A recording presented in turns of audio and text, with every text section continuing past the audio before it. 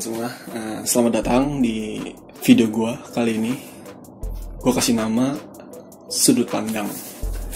Kenapa gue kasih nama sudut pandang? Emang awalnya gue juga agak bingung mau ngasih nama apa. Gue mau ngasih nama beropini. Udah ada yang make. Gue kasih nama opini itu sendiri. Udah ada channel opini ya. Gue kasih nama asumsi. Udah ada channel asumsi juga. Jadi ya awalnya bingung gitu. Pada sudut pandang kali ini gue mau ngebahas salah satu yang menjadi bisa dibilang trending topic netizen yang ada di Indonesia baru-baru ini, beberapa waktu yang lalu, tentang ronde pertama dari debat Capres-Cawapres antara paslon nomor urut 02 dengan paslon nomor urut 01. Oh ya, sebelum kita ngebahas tentang hal-hal, gue pengen ngebahas tentang debat itu sendiri dan pandangan-pandangan masyarakat dan juga tokoh-tokoh tentang debat itu. Dan juga mungkin ini bisa jadi masukan untuk KPU ya ke depannya, tentang bagaimana menyajikan debat yang esensinya dapat, tetapi ya tidak menghilangkan keseruan dari debat. Masyarakat juga teredukasi dari debat itu. Oke. Mulai dari kisi-kisi yang mungkin juga udah sering dibahas di beberapa acara TV nasional kayak TV One, Metro, terus dan lain sebagainya, tentang kisi-kisi. Pandangan tentang kisi-kisi tersebut agak aneh. Kenapa kok dikasih kisi-kisi? Biasanya pada debat-debat yang gue tahu, peserta debat hanya dikasih motion atau yang bisa kita bilang tema debat, tema secara keseluruhan, bukan kisi-kisi dari soal. Nah, masalahnya yang dikasih KPU kemarin itu ke paslon nomor 01 atau 02 adalah kisi-kisi dari masing-masing soal. Dan setelah gue lihat kemarin debatnya, emang gue rasa nggak perlu dikasih kisi-kisi kalau misalnya mau pertanyaan kayak gitu, karena pertanyaannya emang study case banget tentang kasus-kasus. Kalau misalnya ada kasus ini, penyelesaiannya seperti apa? Kalau ada kasus ini, penyelesaiannya seperti apa? Bukan tentang pertanyaan teori ketika mereka jadi pemerintah. Oke, itu dari kisi-kisi ya. Jadi gue kurang serak aja ngelihatnya. Kenapa kok KPU memberikan kisi-kisi dari tiap soal gitu. Mungkin kalau misalnya emang motion tentang hak asasi manusia, terus hukum, terus tentang terorisme, itu masih kita wajarkan ya. Bukan kisi-kisi dari tiap soalnya gitu.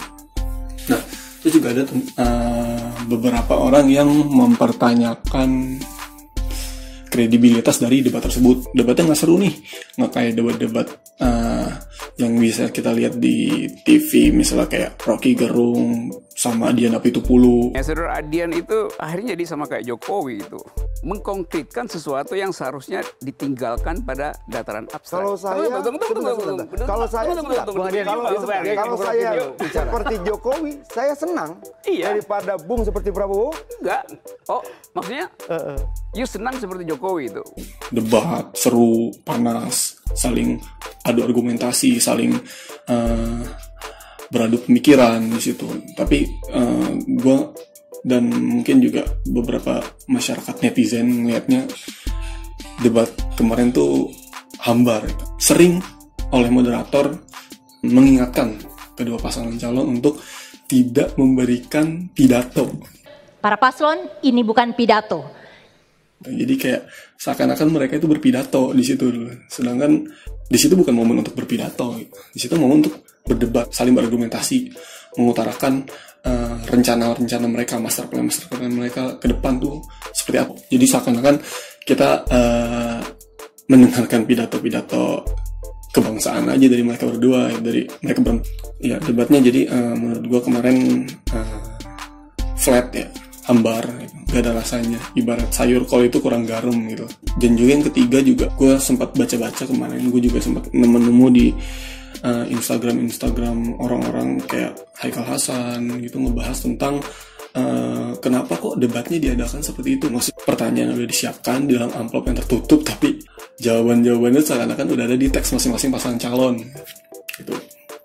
Kenapa kok nggak diadakan di universitas? Jadi di sana diberikan kesempatan bagi dosen-dosen, guru besar, profesor-profesor yang ada di universitas tersebut untuk menanyakan secara akademik ya memang gue nggak mungkin juga, emang pertanyaan-pertanyaan KPU juga udah kredibel. Kalau misalnya debat tersebut diadakan di kampus itu bakal lebih happening gitu, bakal lebih make sense buat penonton, karena emang pertanyaan-pertanyaannya diajukan, kita tahu yang mengajukan itu siapa. Mungkin nanti dikasih keterangan itu guru besar atau dosen dari fakultas apa, mempertanyakan tentang apa, dan biasanya pertanyaan itu juga emang bener-bener kejadian di lapangan gitu, yang mereka rasakan sebagai rakyat, bukan dari sudut pandang petahana gitu. Terus gue juga nggak kayak Najwa Shihab itu masih masukan, kenapa kok debatnya terlalu banyak penonton di sana gitu, terlalu banyak tim saya yang datang jadi cover dari suatu debat tersebut. Ini kan adu argumentasi, bukan adu yel-yel di sana gitu. Jadi seharusnya ya bolehlah ada beberapa tim saya yang datang, cuman tidak sebanyak itu gitu. Oke, sekarang masuk ke highlight. Di sini gue nge-list beberapa highlight. Gue kemarin termasuk orang yang sedikit terlambat nontonnya gitu. Nontonnya sekitar 1 jam setelah debat mulai baru gue nonton streaming di YouTube. Tapi emang ya tetap aja gue tonton full. Cuman gak worth it gitu, karena gue gak ngelihat komen-komen netizen yang ada di streamingan tersebut gitu. Jadi tuh gue gak memperhatikan itu gitu ya. Biasanya seru aja gitu ngeliatin comment section. Cuman gue gak bisa, ya akhirnya gue fokus aja ke debatnya. Dan gue disini ngelis beberapa yang gue rasa perlu gue highlight. Gue kasih sudut pandang gue di beberapa sorotan tersebut. Yang pertama, penyampaian visi misi dari kedua pasangan calon. Yang pertama itu pasangan nomor urut 01 Jokowi Ma'ruf, yang mana mereka memiliki tagline yaitu Indonesia Maju. Jokowi menjelaskan ketika suatu negara itu maju, maka pemenuhan atas hak-hak rakyatnya, entah itu hak ekonomi, hak sipil, hak negara, hak asasi manusia, dan lain-lain sebagainya itu bisa tercukupi dengan baik. Lalu untuk pasangan nomor urut 2 Prabowo Sandi, mereka memiliki tagline dari visi misi yaitu Indonesia Menang, yang mana kita ketahuin visi misi mereka itu mengalami penyempurnaan beberapa waktu yang lalu, berdasarkan temuan-temuan mereka di lapangan gitu. Menyempurnakan yang awal tagline-nya itu adalah adil dan makmur bersama Prabowo Sandi, jadi diganti dengan Indonesia Menang, dipersingkat sama mereka. Tapi perubahan visi misi itu ditolak KPU karena dinilai menyalahi aturan. Tetapi itu secara administratif memang yang digunakan Prabowo Sandi adalah visi misi yang lama, tetapi kedepannya yang digunakan Prabowo Sandi adalah visi misi yang terbaru seperti itu, karena disampaikan di debat yaitu Indonesia Menang, bukan Indonesia Adil dan Makmur bersama Prabowo Sandi. Nah, pada penjelasannya juga Prabowo menyinggung tentang suatu negara yang berhasil. Menurut Prabowo, negara yang berhasil adalah negara yang bisa swasembada pangan, swasembada air bersih, swasembada energi, dan lain sebagainya. Sedangkan menurut dia, Indonesia ini belum pada posisi tersebut, tapi berada pada posisi yang kurang menguntungkan menurut dia. Oke, untuk highlight yang kedua, gue di sini melis tentang sindiran Jokowi kepada Prabowo, yaitu juru kampanyenya yang menyebarkan hoax. Awal mulanya itu Prabowo menyinggung tentang kasus kepala desa yang menyatakan dukungannya kepada Prabowo Sandi paslon nomor 2, tetapi malah dipermasalahkan, bahkan ditahan gitu katanya. Di sisi lain, kepala daerah, beberapa kepala daerah yang menyatakan dukungannya kepada paslon nomor urut 1 tetapi tidak dipermasalahkan seperti kepala desa ini gitu. Nah, di situ Jokowi menyampaikan kalau misalnya memang ada bukti yang kuat, maka laporkan saja kepada pihak yang berwajib bukti-buktinya bahwa mereka tidak bersalah gitu. Jangan gerasa-gerusu baru menyindir seperti kasusnya juru kampanye Bapak Prabowo Sandi, yaitu Ratna Sarumpait gitu. Kita ini sering gerusa-gerusu menyampaikan sesuatu, misalnya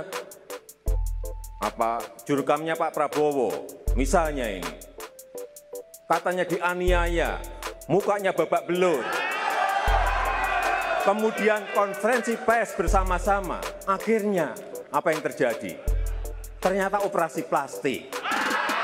Kalau ada, nah gue ngeliat di sini sebenarnya Prabowo juga punya kesempatan yang sama buat nyindir Jokowi. dalam kasusnya Novel Baswedan. Novel Baswedan ini memang kasus yang cukup lama menurut gue, 1,5 tahun 1,5 tahun nggak beres-beres. Tetapi kalau misalnya kita lihat kasus Ratna Sarumpait dalam waktu singkat udah beres gitu. Jadi ada tanda tanya di situ. Justru Prabowo bisa counter attack di situ kepada Jokowi.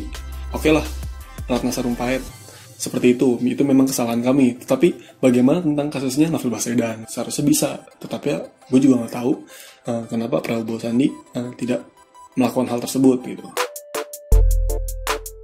Menurut gue di sini Jokowi menang ya. Menurut gue Prabowo shock banget. Udah nggak seharusnya lah kita orang-orang yang pernah terlibat oleh kasus korupsi masih diberikan kepercayaan gitu, meskipun mereka belum tentu terpilih juga nanti oleh rakyat.